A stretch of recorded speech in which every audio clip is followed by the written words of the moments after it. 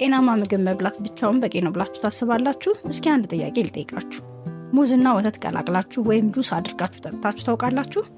ወይም ከምሳ በኋላ ወዲያውኑ ፍራፍሬ ትመገባላችሁ?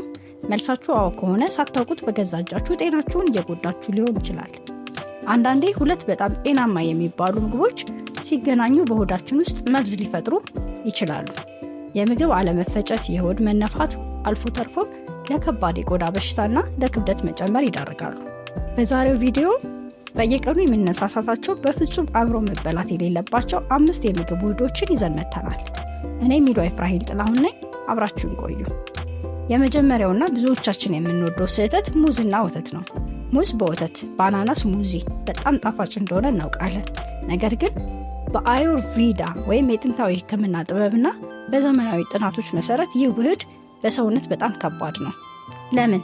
ሙዝ ሲፈጭ አሲዳማ ባህሪ ይኖረዋል።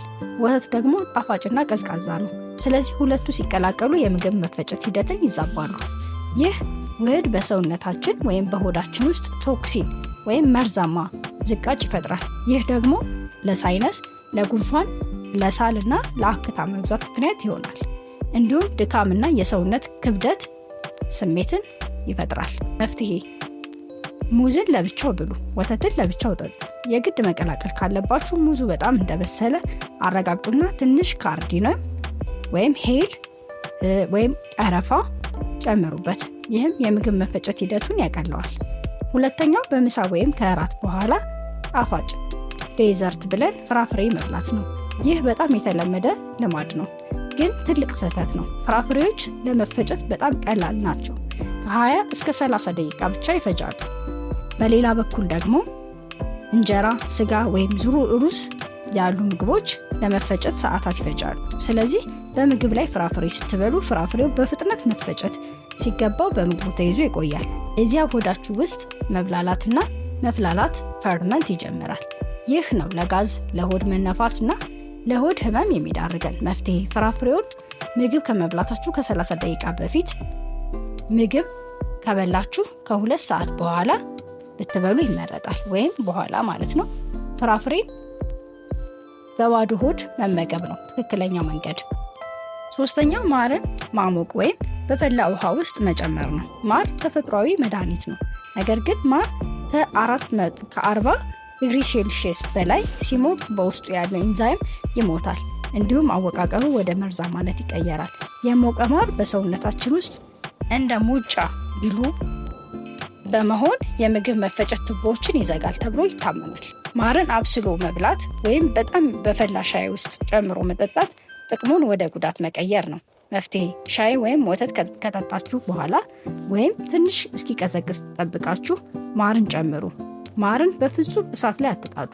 አራተኛ ከፍተኛ ፕሮቲን እና ከፍተኛ ስታርች ያላቸው ምግቦች ማቀላቀል ነው። ለምሳሌ ስጋና ድንች ወይም እንቁላልና ድንች ፕሮቲን ለመፈጨት አሲዳማ የሆነ የሆድ አካባቢን ይፈልጋል። ስታርች እንደ ድንችና ሩዝ አይነት ደግሞ የአልካላይን የሆነ አካባቢን ይፈልጋሉ። ሁለቱን አብሮ መመገብ፣ በብዛት መመገብ በተለይ ሆዳችን ግራ እንዲጋባ ያደርጋል። ይህ የምግብ አለመፈጨት ወይም ኢንዳይጀሽን ለሆድ ቁርጠትና የክብደት መጨመር ይዳርገናል። መፍትሄ: ስጋን ስትበሉ በአትክልት ጋር እንደ ሰላጣ፣ ጎመን ብትበሉ ይመረጣል። ድንች ወይም ሩዝ ስትበሉ ደግሞ ለብቻው ወይም ከአትክልቶች ጋር ብታደርጉ ለሆዳችሁ እረፍት ታገኛላችሁ። አምስተኛውና የመጨረሻው በሀገራችን በጣም የተለመደው ሻይ በወተት ነው። ሻይ በውስጡ አንቲኦክሲዳንት አለው፣ ወተት ደግሞ ካልሲየም አለው። ነገር ግን ሁለቱ ሲቀላቀሉ በሻይ ውስጥ ያለው ንጥረ ነገር የወተቱን ፕሮቲን እና ካልሲየም ሰውነታችን እንዳይመጣው ያደርጋል። ይህ ማለት ሻይ በወተት መጠጣት መርዝ ነው ማለት አይደለም። ነገር ግን ከወተቱ የምናገኘውን ጥቅም ያሳጣናል። እንዲሁም ለአንዳንድ ሰዎች የሆድ መነፋት ይዳርጋል። መፍትሄ: የወተቱን ጥቅም ለማግኘት ከፈለጋችሁ ለብቻው ጠጡት። የሻዩን ጥቅም ከፈለጋችሁ ደግሞ ጥቁር ሻይ ወይም በሎሚ አድርጋችሁ ጠጡ። እንግዲህ ተመልካቾቻችን ዛሬ ያየናቸው 5 የምግብ ውህዶች ምናልባት በየቀኑ የምናደርጋቸው ስህተቶች ሊሆኑ ይችላሉ። ዋናው ነገር ቀስ በቀስ አመጋገባችንን ማስተካከል ነው። እስቲ እናንተ ከነዚህ ውስጥ የትኛውን ውህድ ነበር የምትጠቀሙት? ኮሜንት ላይ ጻፉልኝ። የቪዲዮ ጠቃሚ ሆኖ ካገኛችሁት ላይክ እና ሼር ማድረጋችሁን አትርሱ። ሰብስክራይብ በማድረግ ቤተሰብ እንድትሆኑ በአክብሮት እንጠይቃለን። በቀጣይ ቪዲዮ እስክንገናኝ ጤና ይስጥልኝ።